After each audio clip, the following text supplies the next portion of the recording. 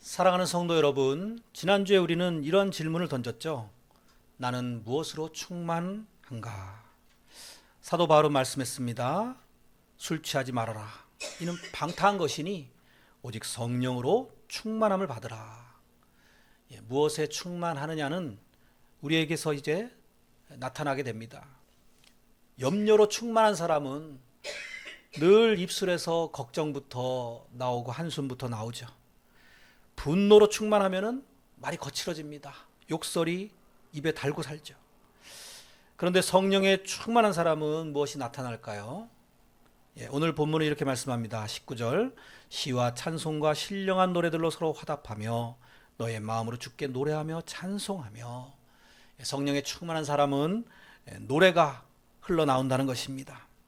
억지로 시켜서가 아니고 또 분위기에 떠밀려서도 아닙니다. 마음에서 찬양이 우러나오는 것입니다. 오늘 말씀을 통해서 이 성령 충만한 자의 찬양에 대해서 깊이 살펴보시면서 함께 은혜 나누는 시간 되기를 축복합니다. 오늘 본문을 보면 찬양을 설명하면서 가장 먼저 나오는 단어가 서로 화답하며입니다. 이 서로라고 하는 단어가 참 특이하게 생각이 되죠. 성령 충만은 개인적으로 참 충만할 수 있죠. 하지만 거기에 머물지가 않습니다. 성령에 충만한 사람은 혼자 노래하지 않습니다. 서로 노래한다는 것입니다. 우리는 종종 찬양을 그냥 개인적으로만 부르고 내가 은혜 받으면서 찬양한다. 정말 마음이 뜨거워진다. 뭐 그런 것도 맞습니다만 오늘 본문은 찬양의 차원을 또 다른 차원이 있다라는 것을 이야기하고 있는 것입니다. 그것은 바로 공동체의 찬양입니다. 서로 마치 대화하듯이 그렇게 노래하는 모습을 보여주고 있습니다. 찬양은 그저 한 사람이 부르고 다른 사람들은 그냥 듣는 공연이 아닙니다. 찬양은 서로 간의 믿음을 교제하는 것입니다. 그래서 누군가가 주의 은혜라 하고 찬양하면은 아멘, 맞습니다. 이렇게 화답하듯이 우리는 서로 찬양을 통해서 영적인 교제를 나누는 것입니다. 그리고 그 은혜가 나눠지는 거예요. 믿음의 대화가 이루어지는 것입니다. 그래서 교회 안에서는 찬양을 통해서 정말 이 은혜가 흘러 넘치는 것입니다. 세상에는 많은 모임이 있죠. 토론하는, 독서 토론하는 그런 모임도 있고, 또 사업을 위해서 모이는 모임도 있고, 또 정보를 나누기 위한 모임도 있고요. 여러 가지 취미 활동하는 모임도 있습니다. 하지만 교회만큼 이렇게 정말 노래하는 공동체 찾아보기가 쉽지 않죠. 왜 그렇습니까? 교회는 성령으로 충만한 사람들이 모이기 때문에 그것이 노래로 표출이 되는 것입니다. 이 찬양은 단순한 또 음악이 아니죠. 노래라고 표현하니까 좀 대중적이고 보편적으로 들리지만 사실은 여기에서의 노래는 좀 특별한 노래입니다. 이 노래는 신앙 고백이 담겨 있기 때문입니다. 그래서 어떤 사람이 부르는 그 노래가 교회 안에서 울려 퍼지면 다른 사람의 믿음을 북돋아 주기도 합니다. 참 힘든 한 주를 보내고 성도분이 오셨을 때에 마음이 무겁고 기도가 잘 나오지 않았을 때 공동체의 노래가 그에게 들려지면은 성령으로 역사가 일어나는 것입니다. 예를 들어서 오늘 우리가 불렀잖아요. 성도요 다 함께 할렐루야 아멘. 그 노래를 들을 때 그 사람의 영혼이 다시 움직이고 살아나는 회복의 역사가 일어나는 것입니다. 그래서 찬양은 서로를 세워주는 믿음의 언어가 되는 것입니다. 사도 바울은 말씀합니다. 성령에 충만한 사람들은 서로 화답하며 노래할 수 있다라고요. 개인만이 아니라 공동체 전체의 노래가 울려 퍼지는 것입니다. 그래서 이렇게 정리할 수 있습니다. 오늘 본문에서 서로 화답하며 라는 이 원문의 뜻을 살려서 풀어보면 이렇습니다. 너희 안에 있는 그 기쁨과 그 감사와 하나님으로부터 오는 그 충만함을 서로에게 표현해 주어라 라고요. 그 찬양의 내용을 또 이렇게 설명하고 있습니다. 시와 찬송과 신령한 노래들로. 세 가지 이렇게 다양한 찬양의 모습을 보여주고 있습니다. 그 의미를 좀 더 살펴보겠습니다. 왜 굳이 그냥 하나, 뭐 찬양이면 찬양 이렇게 표현하지 않고 세 가지로 이야기를 했을까요? 그러니까 찬양은 하나님을 향한 다양한 방식으로 나타날 수 있다라는 것입니다. 먼저 시, 여기서 말하는 시는 시편을 가리킵니다. 초대교회 성도들은 시편을 이제 노래했죠. 시편은 이스라엘의 찬송집이라고도 할 수 있습니다. 기쁠 때도 시편을 부르고 또 슬플 때도 부르고요. 회개할 때도 역시 시편을 통해서 회개했죠. 여기 보면 우리 인생사가 다 녹아져 있고 사람의 모든 감정들이 담겨 있습니다. 기쁨과 슬픔과 탄식과 감사도 들어 있습니다.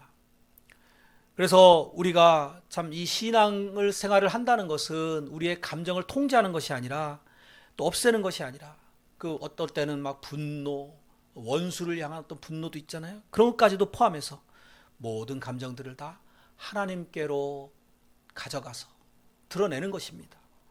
그래서 성도들은 기쁠 때도 하나님께 노래하고요. 또 슬플 때도 참 좌절 가운데, 절망 가운데 있을 때도 하나님께 노래하는 것입니다.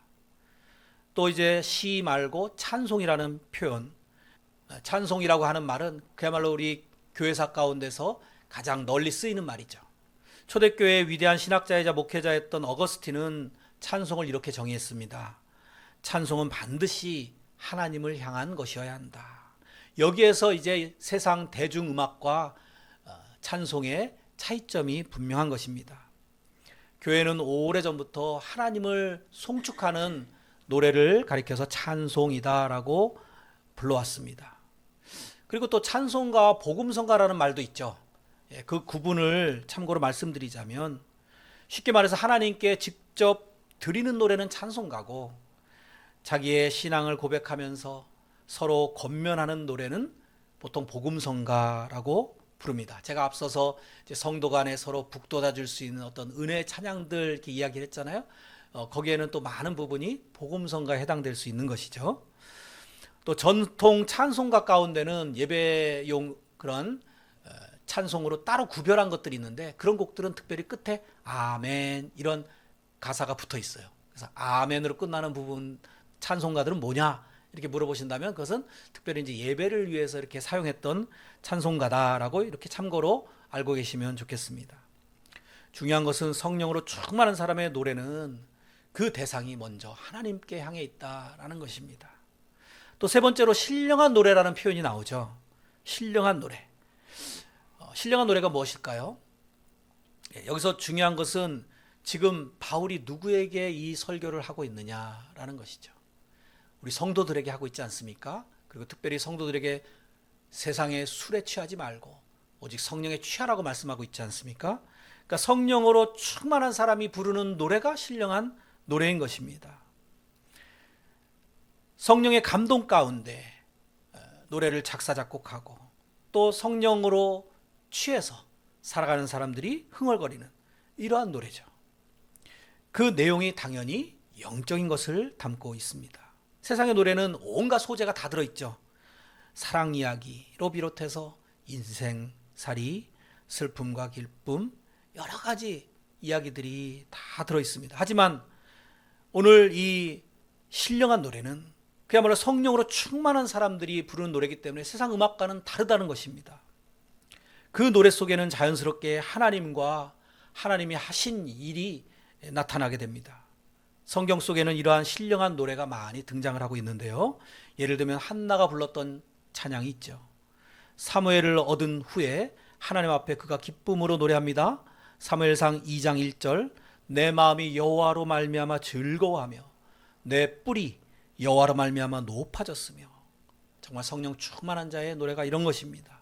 세례 요한의 아버지 사가랴도 마찬가지로 요한이 태어났을 때에 성령이 충만해서 하나님을 송축하면서 이렇게 불렀습니다. 누가복음 1장 68절 찬송하리로다 주 이스라엘의 하나님이여 그 백성을 돌보사 속량하시며. 하나님이 약속을 이루신 그 확신 가운데 나온 찬양입니다. 특히 사가랴는 오랫동안 말을 못했었죠. 그러다 목소리를 되찾고 나서 이렇게 성령 충만하게 찬양을 불렀던 것입니다. 또 우리 주님의 어머니였던 마리아도 이랬습니다. 그가 하나님이 자신에게 하신 일을 묵상하면서 기쁨에 넘쳐서 하나님을 찬양하는 노래를 불렀습니다. 이것을 마리아의 찬가다라고 하는데요. 누가복음 1장 46절, 내 영혼이 주를 찬양하며 내 마음이 하나님 내 구주를 기뻐하였음은. 마리아는 그 상황을 보면 처녀가 임신했다고 세상 사람들로부터 손가락질 당할 수 있는 이러한 참 어려운 난처한 상황 가운데서 하나님의 구원 그 사실을 목도하면서 성령이 충만한 가운데서 찬양을 불렀던 것입니다. 성령 충만하지 않으면 이게 가능했을까요? 이러한 노래들의 공통점은 그야말로 억지로 부른 것이 아니라 성령의 감동된 마음 가운데 자연스럽게 터져나온 노래라는 점입니다. 또 성경 속에 이제 마지막 책인 요한계시록에 보면요, 우리가 이제 장차 부를 노래, 하늘에서도 계속해서 찬양이 울려 퍼진다는 것입니다. 요한계시록 5장 9절에 보면 하늘의 성도들이 새 노래를 부르는 모습이 나옵니다. 그들이 새 노래를 불러 이르되 두루마리를 가지시고 그 임봉을 떼기에 합당하시도다. 일찍이 죽임을 당하사 각 족속과 방언과 백성과 나라 가운데에서 사람들을 피로 사서 하나님께 드리시고 그들로 우리 하나님 앞에서 나라와 제사장들을 삼으셨으니 그들이 땅에서 왕노릇 하리로다 하더라. 이러한 찬양을 부른다는 거예요. 어린 양 대신 예수 그리스도께서 자신들을 피로 사서 하나님께 드리셨다는 이 사실을 노래하고 있습니다. 또 요한계시록 14장 3절에도 보면요, 구원받은 성도들이 하나님 앞에 새 노래를 부르는 장면이 묘사되고 있습니다. 요한계시록 14장 3절, 그들이 보좌 앞과 네 생물과 장로들 앞에서 새 노래를 부르니 땅에서 속량함을 받은 14만 4천 밖에는 능히 이 노래를 배울 자가 없더라. 이것이 바로 신령한 노래입니다. 자, 그래서 이러한 신령한 노래, 성령으로 충만한 사람들의 마음 가운데서 자연스럽게 하나님을 향해서 흘러나오는 그 노래, 그것은 하나님이 하신 일을 또 기억하면서 그 내용을 가지고 부르는 노래입니다. 그러니까 신령한 노래는 요약하자면 성령 충만한 사람들이 그 감동으로 부르는 노래다라고 이해하시면 되겠습니다. 그 형식이 중요한 게 아닙니다. 또 악기가 많으냐 적으냐 혹은 없느냐 이것도 중요하지 않습니다. 핵심은 성령께서 우리의 마음을 움직이고 계시느냐, 여기에 달려있는 것입니다. 성령께서 우리의 마음을 채우시면 입술에서 하나님을 향한 노래가 흘러나오게 됩니다. 성도 여러분, 여기서 중요한 것은 이 세 가지가 서로 경쟁하고 있는 관계가 아니라는 거예요. 시편만, 찬송가만, 신령한 노래만 그렇게 성경은 이야기하고 있지 않는 거예요. 성경이 강조하는 것은 다양한 방식으로 하나님을 찬양할 수 있다. 중요한 것은 하나님을 우리가 찬양하느냐, 그거죠. 그러니까 형식이 아니라 방향이 하나님께로 향해 있느냐, 이것이 중요한 것입니다. 그래서 찬양은 어떤 세련된 음악, 이것을 추구하기 전에 먼저 하나님께 드리는 신앙의 고백이 담겨 있어야 하는 것입니다. 성도는 노래를 잘해야지만 찬양을 할 수 있는 것이 아닙니다. 하나님을 사랑하면 찬양할 수 있습니다.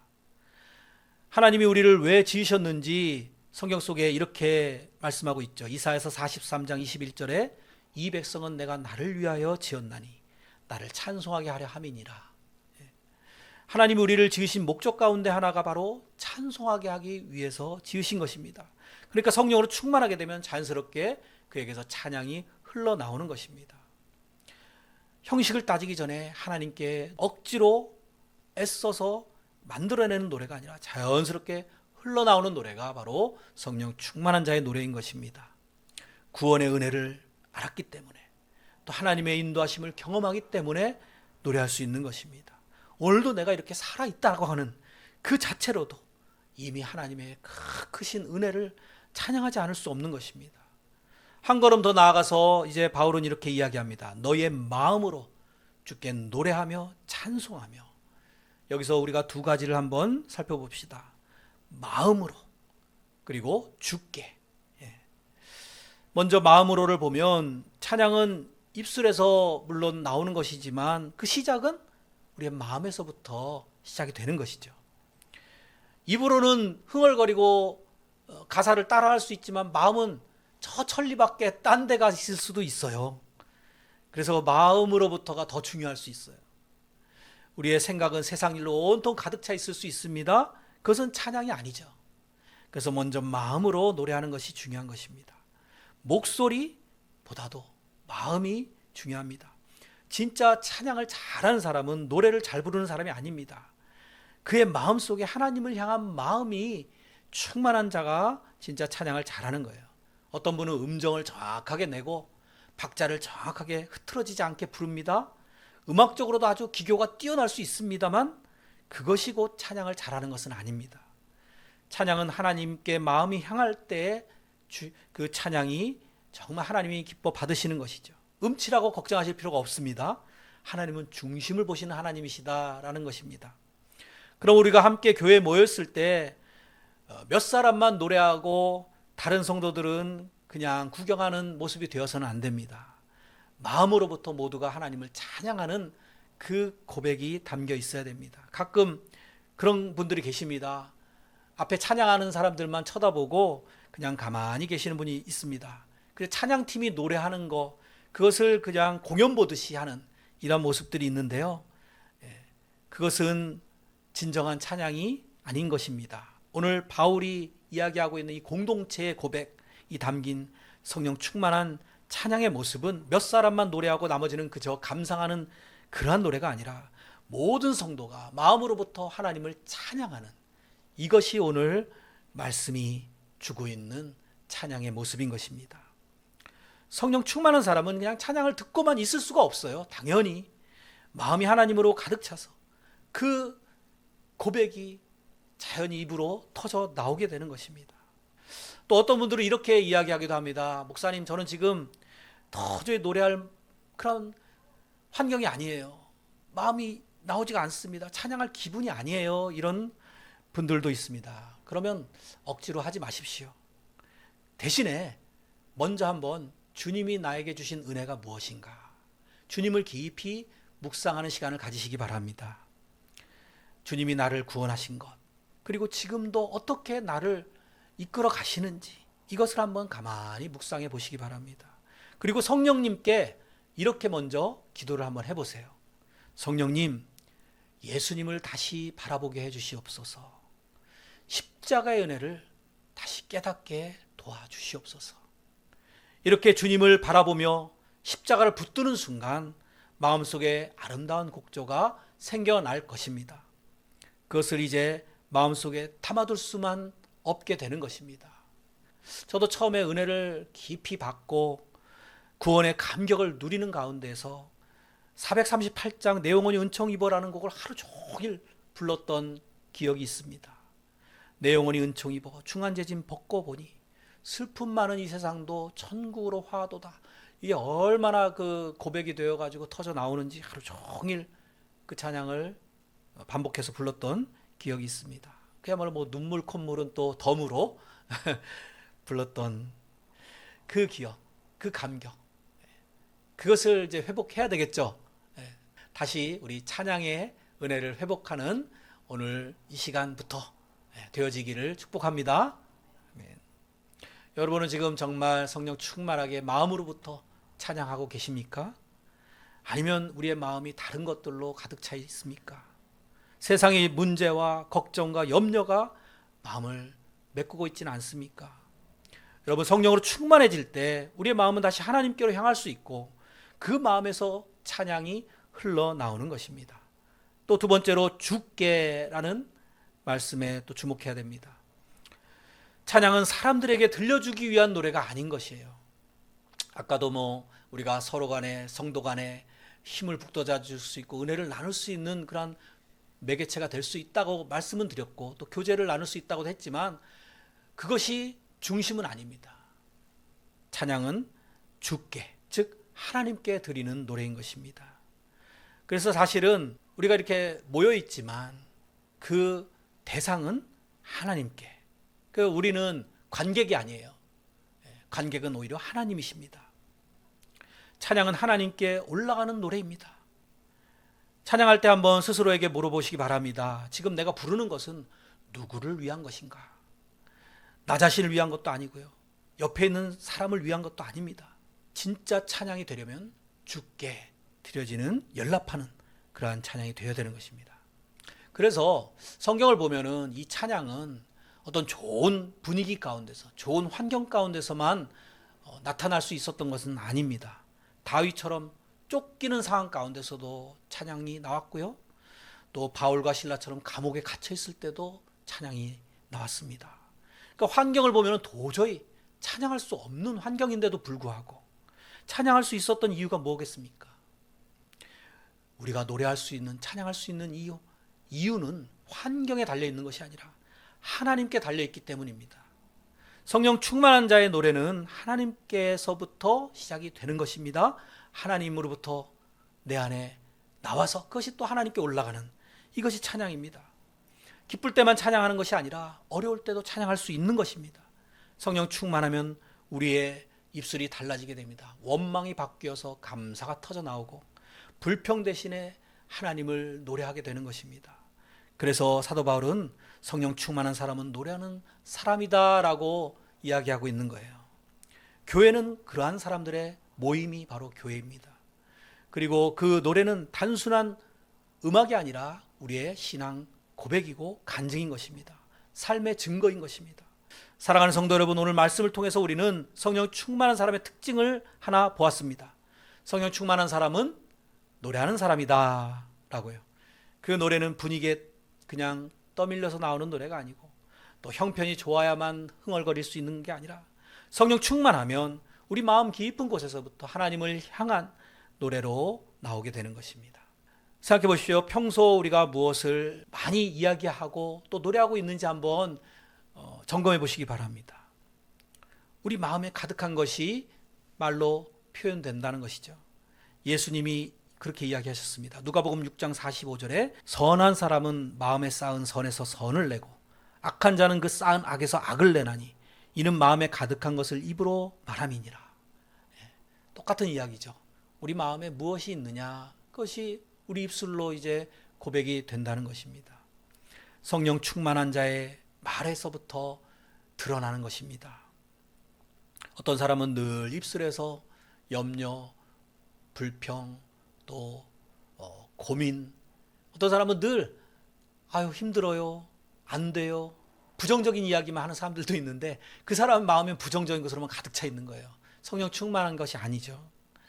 성령 충만한 사람의 입술에서는 찬양이 나온다라는 거 여러분 정말 깊이 한번 생각해 보시고 내 입술이 어디에서 달라질 수 있는지, 내 말이 어디서부터 변화가 될 수 있는지 오늘 그 핵심을 잘 깨달으시기 바랍니다.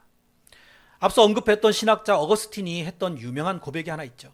주님, 당신을 향해 우리를 지으셨으니 우리의 마음은 당신 안에서 쉬기까지는 안식이 없습니다. 우리 마음이 주님 안에 있을 때, 주님을 온전히 향할 때 참된 안식과 평안이 있고 찬송도 나올 수 있는 것입니다. 하나님 안에서 성령 충만할 때. 우리는 그래서 노래를 잘 부르는 사람이 되려고 오늘 말씀을 들은 것이 아닙니다. 우리는 성령 충만한 사람이 되기 위해서 이 말씀을 듣고 있는 것입니다. 성령 충만하면 자연스럽게 노래는 따라오는 것입니다. 그래서 찬양은 성령 충만한 자의 삶의 열매다라고도 말할 수 있는 것입니다.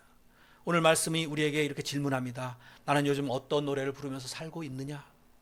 입술에서 나오는 그 말이 어떠한 지금 고백이, 가사가 튀어나오고 있느냐? 하나님을 향한 찬양이냐라고요. 어려움 속에서도 찬양하는 그런 성도가 되시기 바랍니다. 환경을 바라보지 않고 하나님을 바라보시면 그것이 가능한 것입니다. 그래서 이제 다음 구절에는 이렇게 또 이어집니다. 범사에 감사하며. 이것은 이제 우리가 다음에 살펴볼 것인데요. 성령 충만한 사람은 그래서 그의 찬양의 가사가 바뀌게 되는 거예요. 처음에는 고난, 너무나 힘든 나의 상황, 이런 것들을 바라보던 시편도 마찬가지예요. 그런 모습들이 다윗 안에 있었는데 이제 찬양 속에서 바뀌게 됩니다. 감사가, 또 감격이, 하나님에 향한 찬송이 나오게 됩니다. 이제 다음 주에 이 말씀을 이어서 살펴볼 것입니다. 성령 충만한 사람은 감사하는 사람이 되는 것입니다. 사랑하는 성도 여러분, 이번 한 주를 살아가시면서 이 한 가지만 꼭 기억하시기 바랍니다. 성령 충만한 사람은 찬양하는 사람입니다. 마음으로 주님께 노래하고 하나님을 찬송하는 삶을 살아가시는 이번 한 주가 되시기를 주님의 이름으로 간절히 축원드립니다.